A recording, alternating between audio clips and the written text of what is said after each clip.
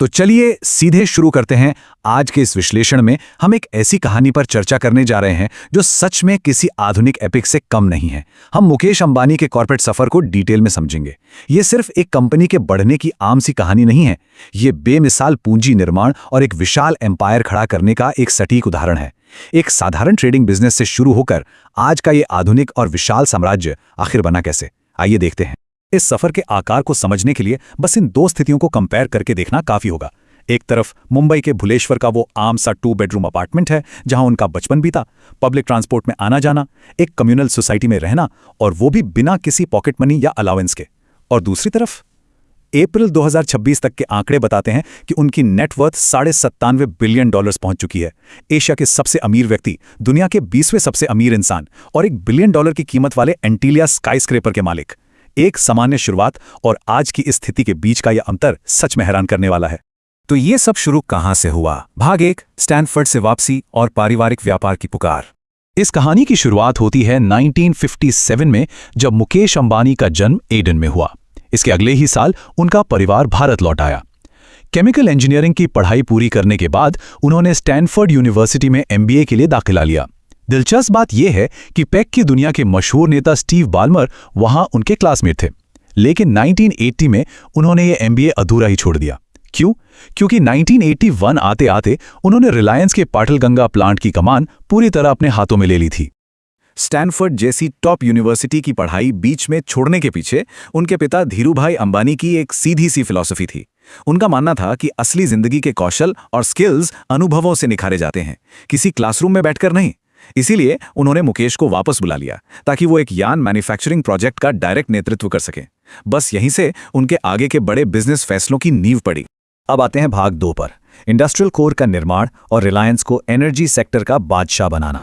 अपने 20 और 30 की उम्र तक आते आते मुकेश अंबानी ने कंपनी का फोकस पूरी तरह शिफ्ट कर दिया था। कपड़ों और यार्न से आगे बढ़कर उन्होंने ऑयल रिफाइनरीज और पेट्रोकेमिकल्स में भारी निवेश करना शुरू किया। अब इस आंकड़े को देखिए, 6,07,000। ये नंबर क्या है? ये रिलायंस की जामनगर रिफाइनरी में हर रोज उत्पादित होने वाले तेल के बैरल्स की संख्या है। यह आंकड़ा अपने आप में उनके इंजीनियरिंग विजन और बिजनेस के विशाल आकार को बयान करता है। मुकेश अंबानी के डायरेक्ट निर्देशन में जामनगर रिफाइनरी दुनिया की सबसे बड़ी ग्रास रूट्स पेट्रोलियम रिफाइनरी बन गई। ये मेगा फैसिलिटी हर साल 33 मिलियन टन प्रोसेस करने की क्षमता रखती है। और सबसे कमाल की बात यह है कि इसमें पावर जनरेशन और पोर्ट इंफ्रास्ट्रक्चर पूरी तरह से एक साथ जुड़े हुए हैं। इन्हीं मैसिव इंजीनियरिंग उपलब्धियों के चलते साल 2016 में उन्हें US national academy of engineering का सदस्य चुना गया। ये उनके सफर का एक बहुत बड़ा और अहम माइलस्टोन था। इसके बाद आता है भाग 3, एक बनता हुआ साम्राज्य और उत्तराधिकार के संकट का सामना।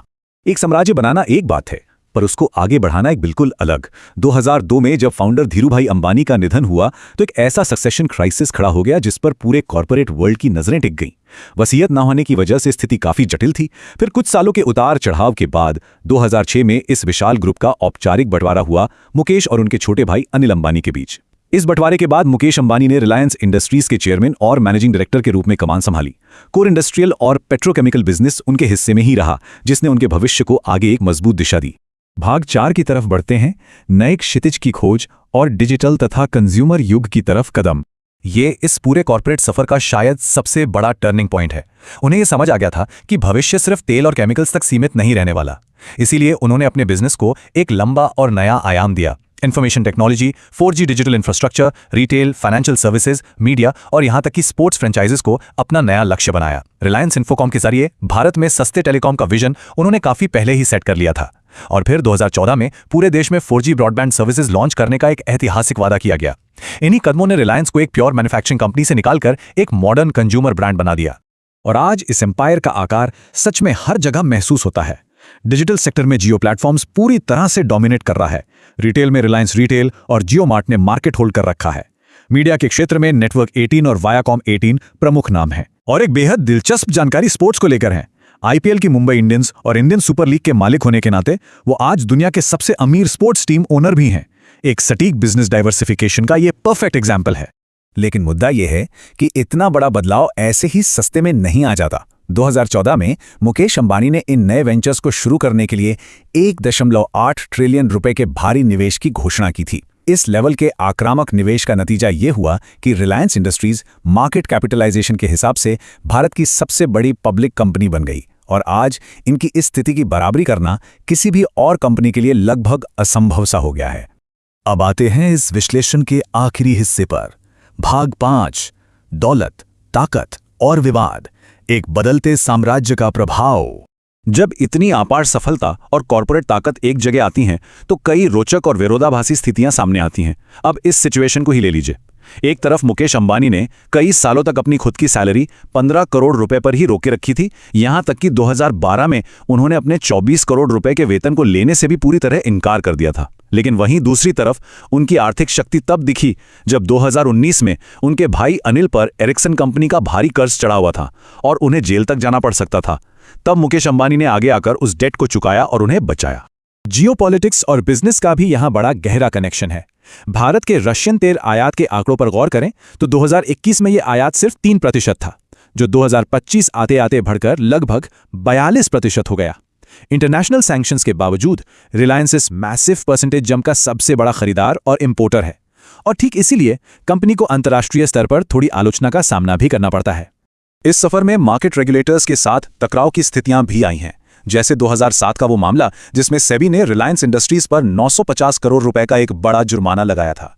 यह पेनाल्टी रिलायंस पेट्रोलियम लिमिटेड को आरआईएल में मिलाने से ठीक पहले शेयर्स की मैनिपुलेटिव ट्रेडिंग और अनाधिकृत लाभ कमाने के मामले में थी। ऐसे मुद्दे बताते हैं कि इतने बड़े कॉर्पोरेट ऑपरेशंस हमेशा किसी न किसी स्क्रूटनी के घेरे में जरूर रहते हैं। और आज इनकी आधुनिक दौलत का पैमाना पिछले कुछ सालों की घटनाओं से बिल्कुल साफ हो जाता है। 2024 में उनके बेटे अनंत की शादी का अनुमानित खर्च 300 से 600 मिलियन डॉलर्स के बीच बताया गया। देश का पहला बोइंग 737 मैक्स 9 प्राइवेट जेट उन्होंने लगभग 1000 करोड़ रुपए में खरीदा, और 2025 में ही न्यूयॉर्क में 20 मिलियन डॉलर्स की एक लग्जरी ट्राइबेका बिल्डिंग खरीदी। इन मैसिव खर्चों की वजह से आलोचनाकारों को दौलत की असमानता और राजनीतिक नेतृत्व के नजदीकी संबंधों पर सवाल उठाने का सीधा मौका मिलता है। तो इन सभी तथ्यों को समझने के बाद एक बड़ा सवाल जहन में जरूर उठता है। न्यूयॉर्क टाइम्स ने उनके बेटे की शादी पर टिप्पणी करते हुए इसे द गिल्डेड एज का नाम दिया था। तो क्या रिलायंस का ये लगातार विस्तार और मुकेश अंबानी का कॉर्पोरेट सफर बिजनेस स्ट्रैटेजी की सबसे बेमिसाल जीत है, या फिर ये इस बात का संकेत है कि भारत में पूंजीवादी व्यवस्था एक ऐसे नए दौर में प्रवेश कर चुकी है जहां दौलत का केंद्रीकरण सबसे चमकदार रूप में दिख रहा है? इस पर अलग अलग विचार जरूर हो सकते हैं और निश्चित रूप से इन पर आगे भी चर्चा होती रहेगी। उम्मीद है इस विश्लेषण से इस विशाल बिजनेस सफर को थोड़ा और करीब से समझने में मदद मिली होगी।